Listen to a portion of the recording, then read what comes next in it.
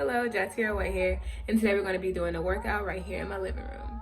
So if you can, be sure to grab yourself one weight. If you don't have any weights in your home, you can grab laundry detergent, a bottle of water as you'll see in the video, anything that gives you some type of resistance for your workout. Make sure you have your pillow, your towel just for comfort, and let's get ready to go. The first exercise we'll be doing is an overhead pendulum. It's really good for shoulder mobility. If you ever had any prior surgeries, this definitely helps loosen up that shoulder range of motion. If you do have any shoulder injuries of any sort, I wouldn't start with a dumbbell. I would start by grabbing your hands and holding them together and dipping on each side, left and right. Going left is 1, going right is 2, and you're going to do that all the way up until you get to 10. 4 sets of that. Also, I'm using a water bottle now because it's going to provide less resistance than it would if I had the weight in my hand.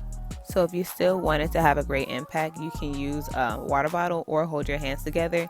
It'll be less pressure, but still a great impact.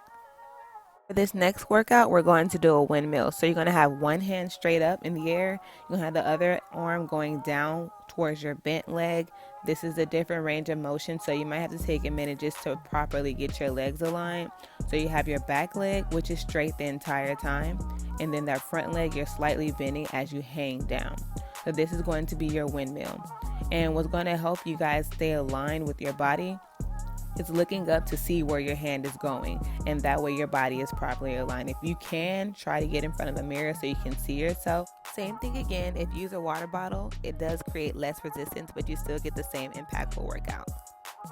And again, this is another great mobility exercise. It's great for your spine, it's great for opening your hips, it's great for your shoulder range, as well as still getting that oblique and ab exercise in without having to lay on your back and stressing those muscles out. So this is another great one. So make sure again, you're doing the form properly before you begin. You'll be going down 10 on each side.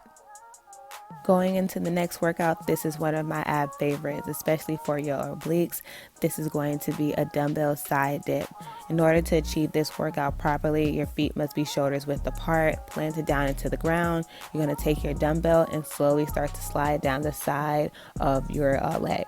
And you're going to do that on each side. Again, we're doing 10 on each side of your leg. And if you need to, you can use a jug of water, a water bottle like you see that I have here, maybe even detergent if you have, whatever gives you some type of impact and weight so that you can get a proper dumbbell side dip.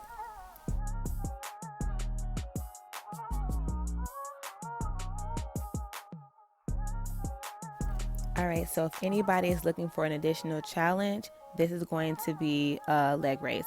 So if you have any prior back injuries, if you have any problems in your neck, this is not something that you're going to want to do.